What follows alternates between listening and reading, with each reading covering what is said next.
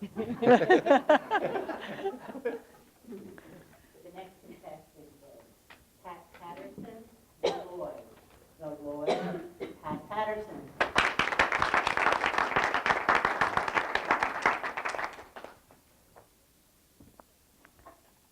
There's something special about your first car.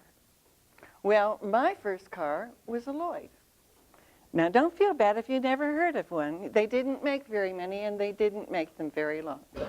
But as a former Lloyd owner, I can assure you that no matter how few they made too many.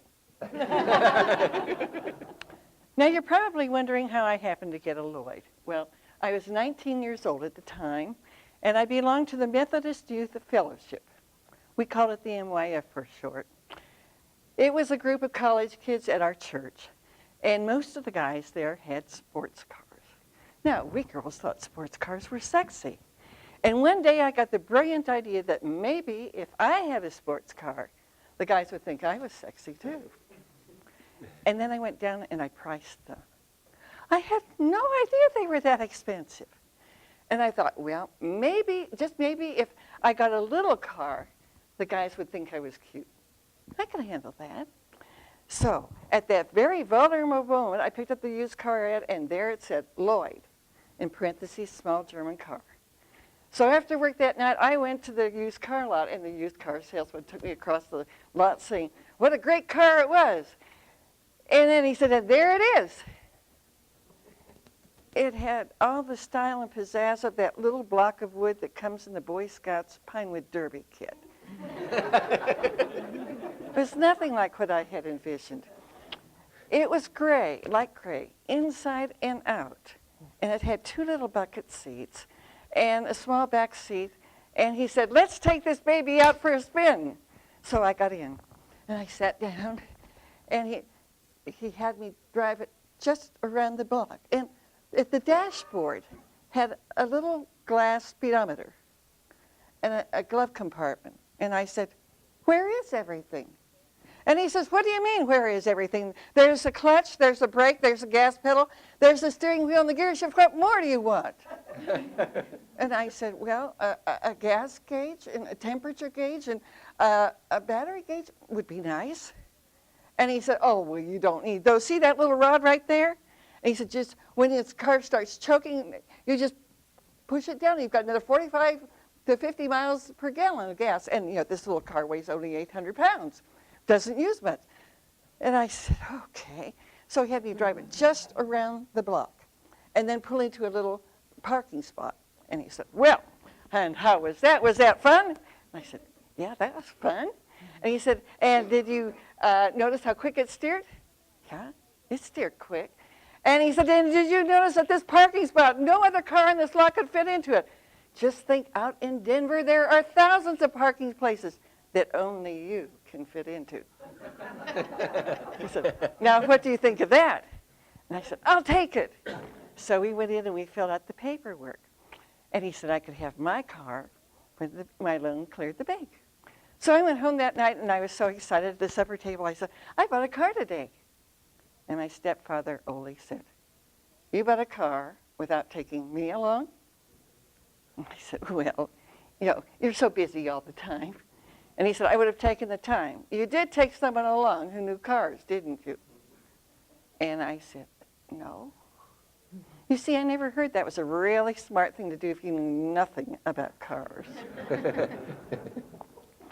Well, all my misgivings evaporated when I got the call that I could pick up my car. I was so excited as I was driving home. I stopped at all my friends' house, and they came out and they said, interesting.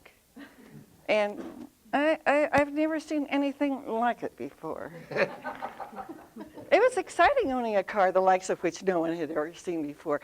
And I could hardly wait to show it off to the MYF group, to the guys. And they came rushing out and they said, you bought that? I could tell they weren't impressed. So I told them all the neat things that the used car salesman told me. And when I finished, one guy said, 800 pounds, huh? And they all reached over and they picked up this car and they carried it over and they put it on the parsonage lawn? They said, yep, 800 pounds. And then they laughed like a pack of hyenas. And the next morning when I woke up, there was my car in the middle of our front porch. The smart Alex. So I just drove it down the 6 steps and across the lawn, and I was on my way. Now, when I got up to highway speeds on this little car, it vibrated. It was just like getting a complete head-to-toe body massage all the way there and back. It was fun.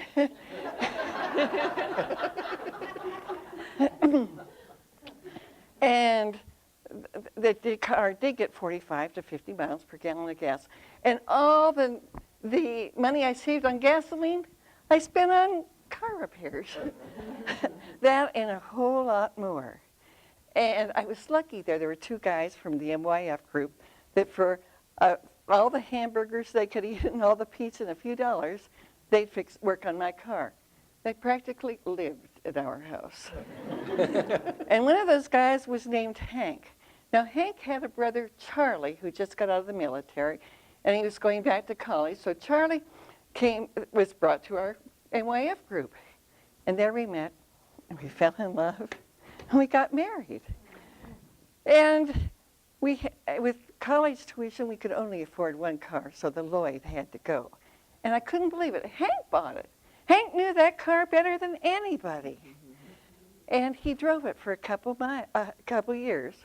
And then one day out in the middle of Wyoming, as he was driving across the wide open prairie, the Lloyd took mortally ill. And it limped into a little town, a filling station, a little town called Fort Bridger. And there it died. Now, Hank took a bus into Denver, and he mailed the car title back to the filling station owner, along with a note that said, "Hope you can find something worth salvaging." Now, if you go out in Wyoming, you're out in the middle of the wide open spaces, and you stumble across a little town called Fort Bridger. Look off to the side, and there you'll see a junkyard filled with old rusty cars. And know that somewhere in the middle, there's a little Lloyd. And know also that it's right where it belongs.